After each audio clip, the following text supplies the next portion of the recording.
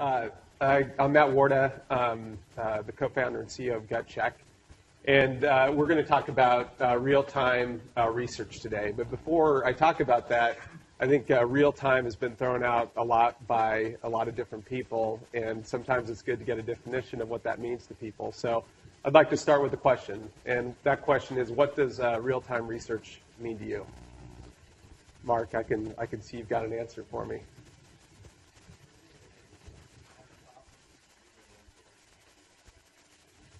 I like that answer. Anybody else? All right. Well, that's that. I'll go with that one because I like it. So Gutcheck is we're an online insights platform, and simply put, we can go out and get you into in-depth conversations with your consumers in a matter of minutes. And we do that through a couple applications. We have a one-on-one in-depth application. And also an instant research community where you can invite multiple people into a discussion, and we can usually fill one of those up in kind of 30 minutes to 90 minutes at a time. And unlike a lot of other methods, we do it very quickly, and we can do it at a fraction of the cost. And real time to us is what Mark said. It's really that kind of oh crap moment where you're in a meeting and somebody says, hey, I need an answer in 24 hours, and reluctantly, you say no, but you want to say yes. And so we really focus and specialize in turning around those answers in a very short period of time. So I'm not going to belabor this because we've been inundated with it over the last couple of days, but this is why real-time research exists. It's this ecosystem that's out there. It's the social services. It's compelling technology. And all Gutcheck is, and any other kind of real-time service that may be out there, is an application layer on top of that. So we built our software to work off of that to provision, hopefully, useful service to you all. So in terms of where we think real-time research might go, I think it's instructive to look at the financial services data industry as kind of a proxy. And we all know it's a very information-intensive business like market research. We also know that they utilize information technology for competitive advantage, and primarily real-time over the last couple of decades. I mean, everything in financial services is real-time now, the trading, cash management, et cetera.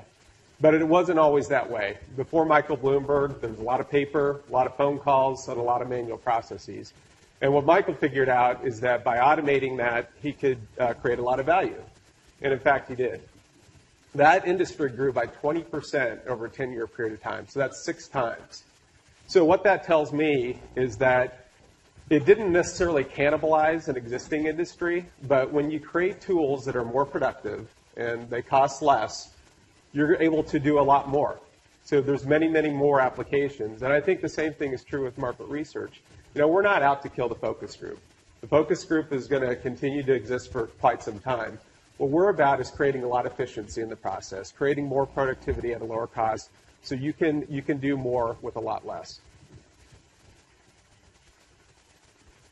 Real-time has already hit marketing in a really, really big and profound way, and I think it's starting to seep into market research now. And these companies are really compelling to me because I'm a bit of a student of how software gets adopted in different industries. And marketing has been an industry which, for a long time, people have targeted for software because these people control a ton of money. And these are really the first kind of host of software companies I've seen that have gotten on the desktop of the marketer. It's because they provide that real-time orientation. Buddy Media and Radian6 are great examples. Both of them got bought by Salesforce for hundreds of millions of dollars. Oracle is playing in this area too. And again, it's because there was no software that was really resident on the marketer's desktop before. So this was really kind of a compelling opportunity for them.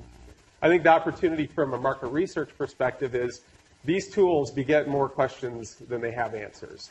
The issue is, heretofore, we've had some pretty old methods in terms of answering those questions. And what we found with some of our clients is it's really incongruent for them to go out and get this real-time social signal and then wait 3 or 4 weeks for a focus group to answer what it all means. So I think this is kind of a great area where real-time research can have an impact. So I've been in the research industry all of 3 years now. So this is kind of my take on how the research world works a bit. There's kind of a couple areas of research. There's one, where the brands have kind of 4 or 5 big research initiatives per year. And they just muscle up from a research perspective. Hire the best and the brightest consultants, do the 120-page PowerPoint deck, and throw about every methodology you can possibly think of at the situation. And this Live for Now is a great example. They had 9 months to complete the research, which is a relatively long period of time, had oodles of money in which to do it. The other area, which is where we're seeing a lot of application for our technology right now, is more of kind of the hundreds of questions that get brought up at the brand level over the course of the year, but tend to go unanswered from a consumer feedback perspective, and it's because people don't have time and they don't have money. And I suspect if I polled this room, you could all tell me times when you didn't get any consumer feedback and you had disastrous results. And I think Tropicana is one of those where they changed what was pretty well-received packaging to something that looks a little store-bought, and had 20% sales drop in 6 weeks, and then reverted back to their initial design. Again, an instance where there wasn't a whole lot of time or money for research. Gap is a great example, this kind of warm, iconic brand over to something that's kind of sterile. And again, 7 days after launch, they reverted. And I want you to read the quote from the Gap spokeswoman. So we did basically our focus group around the board table. And, I'm not saying that Tropicana or Gap are unsophisticated marketers or market researchers, because that's clearly not the case. What is the case is they didn't have the time or money to do it. If they could have gotten a quick disaster check and got 20 people to give them a little feedback, that'd probably be relevant. It might not be reliable, but it certainly would be relevant. So let me talk about how we see some clients using real-time research today. So this first example is a cable programmer, and this is a pretty cool one, at least I think it is. We had a demo set up with this cable programmer, and we did one of our instant research communities during the demo. It took 30 minutes. And at the end of it, they said, "Can we buy that?" We're like, "Buy what?" And they said, "Buy the demo that you just did for us." So we did basically our first engagement with them while we were selling them. And then they said next, "Hey, we've had this reality design show where we've seen a precipitous drop in the ratings. So we got the signal from the market that says, hey, this show's not doing well, and we need to figure out what's going on." So the very next day, we recruited 40 people, put them into our instant research community. They watched the show that evening live. It wasn't streaming. They watched it live that night. They came back that night, answered some questions, came back the next day, answered some more questions. And in that 48 period of time, we both learned that people really liked the design ideas that were coming out of the show. In fact, they were implementing them in their homes, which is kind of a big deal, I think. What they didn't like was there was a lot of drama in the show. They loved the host, but they didn't like the interaction between the host and the secondary characters in the show. And furthermore, they felt the show was just one big product placement. So it's kind of a walking advertisement. And, I think that's some pretty compelling data that they could probably do a lot with, and it only took them a couple of days to get. So again, something that's pretty relevant, maybe not incredibly reliable, but some good data for them.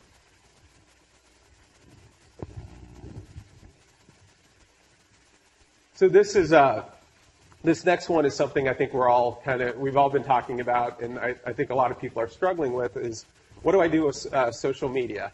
And how do I do research on it? So we've been doing this kind of research for quite some time. We were very fortunate in terms of one of our first customers was a group called 360i. And for those who don't know 360i, they're a digital agency. Is it 5 minutes? I think that other guy took my 5 minutes, so I'll take 10. I can do the math on that. My point being that 360i, a great digital agency out of New York, top 10 digital agency, and they manage Coke's Facebook fan page. They created Oreo's community on Facebook, etc. And all of their creative campaigns are driven by social listening. The problem they have, and I'll give you kind of an example, they had a company, a big CPG company, that was building a new recipe site for their audience. And what 360i did is they went out and looked at 1,000 tweets to look at sentiment in terms of what moms were looking for when they're creating meals. And it boiled up to kind of 3 pieces of sentiment. 360i, every time they do social listening now, does a couple things. One, they want to validate that signal. The great thing about social media is everybody can participate. The bad thing is everybody can participate. So they want to make sure that that signal that they're getting at a real high level actually resonates with the target audience. So they use our platform to do that. Hey, does this signal resonate to you? The next thing they do is drill down on that. Okay, it resonates to you, but what the hell does it mean? You know, what does that mean to you at a very personal level, and what can I do with it? And in this case, it was really pretty cool in that inspiration was a big deal for these women. And this is what they found at a high level with social listening. What they didn't understand is what that meant to the consumer. And what it meant to these consumers was Pinterest. Pinterest is what inspires me. And you're probably saying, well, Matt, that's really cool. Everybody knows about Pinterest. But I bet you didn't know about Pinterest 12 months ago, which is when the study was done. So again, this is kind of a situation where in a 24-hour period of time, we're able to help 360i not only validate that these social signals resonated with women, but also what it meant to those women. So what does the future hold? You know, we think that market research definitely in the market research industry definitely has the opportunity to do what has happened in the financial services data industry, or we probably wouldn't be here. We think this is going to happen in waves. It's not going to happen overnight. We think big data is certainly a driver of it as people try to get their hands around not only what is that signal coming from big data, but what it means. We think that's going to be a big driver. And we think, you know, we're a little biased, but we think tools like ours and others out there are going to be used to really kind of understand the context and the whys behind big data. So we think that that's kind of one big opportunity.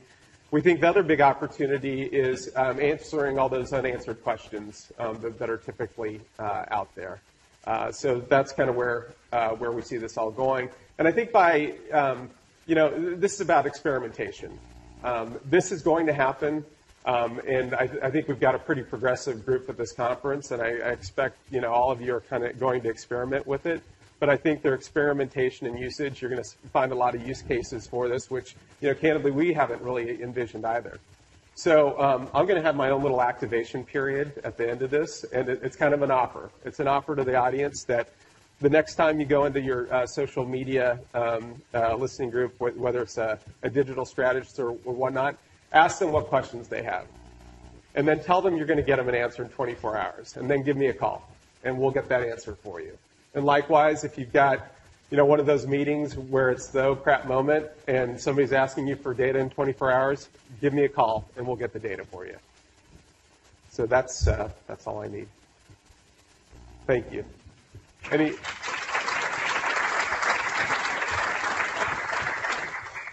Who would you say are your competitors? What are the alternatives for real-time market research?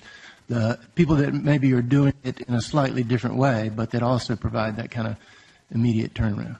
Yeah, I mean, I hate answering this question because it's going to seem like I'm a bit naive, but we really don't see a whole lot of competition. I mean, there's, you know, I think that the most where we're not used is sometimes if somebody has already made a big investment in a community, for example, they might take that question and throw it out to their community is kind of one example. But, you know, there's just not a whole lot of really kind of deep qualitative tools. Well, I think we are the only deep qualitative tool that where we can go and get you answers in a matter of minutes. And, you know, you guys have probably had a lot more vendors calling on you than I have, so correct me if I'm wrong. Okay, so it seems like real-time data would be really, really important for crises. You know, company does something that's boneheaded or whatever it might be. Sure. You know, an example would be like Twitter or like Netflix thing. Yep. How soon would you have a knowledge that something a company did is actually a crisis? Yeah. I think we're in the crisis prevention business, actually. So it's more about Netflix saying, hey, let's do this pricing change or this pricing scheme change. But hey, maybe we should go talk to 20 or 30 people before we do this and see if it's a good idea or not. So it's really about getting some directional data to see if they're on the right path so that they don't have the crisis. We're trying to prevent that. Hi, this is Julie Diaz-Asper from, there's a little bit of a, sorry. So I'm here from Social Lens Research. I wanted to first mention there's another tool called Ask Your Target Market. I don't know how you guys compare, but it's quantitative or qualitative. Yeah, okay. Well, the question I really had was around how do you recruit your panel? How do you compensate them? And how do I know that those 20 people that are weighing into this big decision are people that I want to trust? Sure. Great question. So yeah, there's a lot. First of all, I'm going to talk about Ask Your Target Market because there are a lot of quantitative tools out there that are integrated with Sample, and I'm sure you're all familiar with a lot of them. Google is certainly one of those.